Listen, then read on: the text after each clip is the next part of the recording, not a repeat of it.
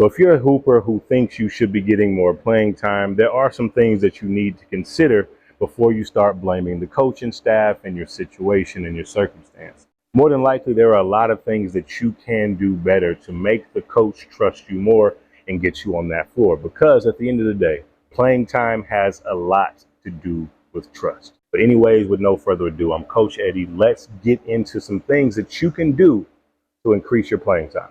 First and most importantly, you do have to know and understand what your coach wants and needs. At a timeout or a dead ball, when coach is looking over at the bench and seeing who to sub in, he's looking to solve a problem. So you have to become a problem solver. What problem do you solve? Like, literally take a second, pause this video, think about what problems you solve on the floor. If your team is going through a lack of motivation period and they're not diving on loose balls, they're not hustling, they're not playing defense, are you the player that your coach can call on to put in the game that he knows for 100% you're going to do all the intangible things? You're going to box out. You're going to dive on the floor for loose balls. You're going to encourage your teammates. You're going to hustle. You're going to guard the best player. When the team's in a shooting slump, are you the player that your coach can call because he knows you're going to knock down threes? When you're playing a team that's really pesky on defense, are you the player that your coach can put in because he knows you are really poised and can handle pressure better than anyone else on the team? What do you do that you know your coach can't call on anyone else for but you? If you don't have one of those things, you need to start looking to get one in your repertoire. So if you're a player who's skilled enough and you know you can hang with your teammates and you do it in practice every day, but you're not getting that playing time, ask your coach, what are your biggest issues as a team? Not you specifically, as a team. What are the biggest issues, the biggest problems that we need to fix this coming season? Pick one that you know you can attack, that you know you can accomplish, and work every single day to be that problem solver. The second and most underrated tip would have to be knowing and understanding the playbook. Like I said, coaching and putting players in has a lot to do with trust. And if your coach doesn't trust that you know and understand the plays, it's going to be really tough for him to want to put you in the game. You may be a great shooter. You may be a very skilled player. You may be a skilled scorer, a skilled defender. If you solve one of those problems, sure, you may get some scrap minutes here and there, but you're not going to get any real substantial playing time if you don't know and understand the plays.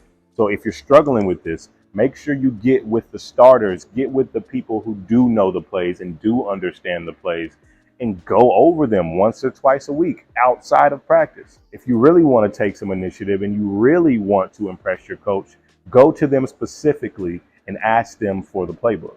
Study it just like it's a class and master it. Show your coach in practice that you're not going to be the one to mess the play up in a crucial situation. Number 3 is something that is talked about a lot, but I think it's talked about in the wrong way. And that's body language / attitude. If your coach sees this nonchalantness about you, it's easy for them to look at you and think that you don't care, even if that's the furthest thing from the truth. And this used to really upset me as a player because I didn't quite understand it. Because what does it matter if I'm not the smiliest person or the most talkative person? I'm hustling for loose balls, I'm playing defense, I'm boxing out, I'm doing all these things to show you how much I care. What does it matter about my overall vibe on the court and in practice? I used to really push back against that thing, that body language is something that really mattered, until I started coaching and training, especially and more specifically group training. And we'll be doing group training and we'll be having great energy. And then there's one player who's making a few mistakes and they start retreating inside of themselves. They start kind of slacking on plays, walking around. When they lose the ball, they don't hustle and go get it. The energy just completely shifts and changes when there's a player who's bringing the energy down with their body language. If you're a nonchalant or laid back person, sure, be yourself. But there's ways you can be yourself and still provide energy to your team. A good way to look at it is this: everything you either do or don't do on the floor or in practice affects your team in one of 2 ways. There's no in between: negatively or positively. which leads me into the next topic, and that is bench etiquette. How many times have you been in the game and you've been playing well, or maybe you just haven't been in very long, and then boom, coach is blowing the whistle and he's subbing you out? This makes you a little angry. It makes you frustrated. I 100% get it. But how you act and react in this situation is very, very vital to if your coach wants to play you more. And I'll tell you why.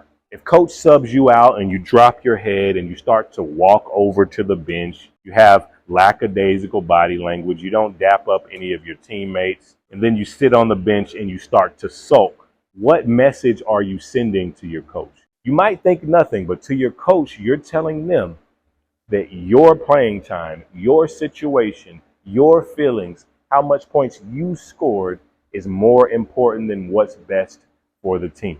Once again, your coach is looking to solve a problem when he subs someone in. So when you're subbed out of the game, do this to increase your chances of getting back in the game, not just that game, but future games moving forward. As soon as your name is called, sprint off of the floor.